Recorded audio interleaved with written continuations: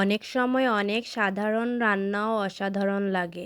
যেমন লাউ দিয়ে ডাল রান্না কিংবা ডাল দিয়ে লাউ রান্না, মসুরির ডাল দিয়ে আর কি। এটা আমি জানি আমাদের সব আপুরাই রান্না করেন, বিশেষ করে শীতকালে তো অবশ্যই রান্না করেন। কিন্তু আমি যখনই লাউ হাতের কাছে পাই তখনই রান্না করি। তো আজকে আমি যেভাবে রান্না করি সেভাবে আপনাদের সাথে শেয়ার করব।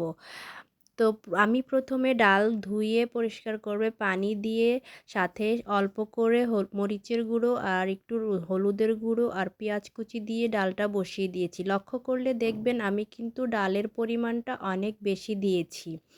আর এভাবে ডালের পরিমাণটা বেশি দিয়ে ডাল দিয়ে লাউ রান্না করে দেখবেন, এটা কিন্তু খেতে অসাধারণ হয়। এরপরে যখন ডালটা একটু সেদ্ধ হয়ে আসবে তখন আগে থেকে কেটে পরিষ্কার করে ধুয়ে রাখা লাউগুলো দিয়ে দিয়েছি।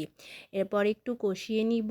কষিয়ে নেওয়ার পর একটু পানি অ্যাড করে দিব। এই পর্যায়ে কিন্তু হালকা গরম পানিটা অ্যাড করার ট্রাই করবেন, কারণ লাউ কিন্তু ঠান্ডা পানি দিলে অনেক সময় শক্ত হয়ে যেতে চায়।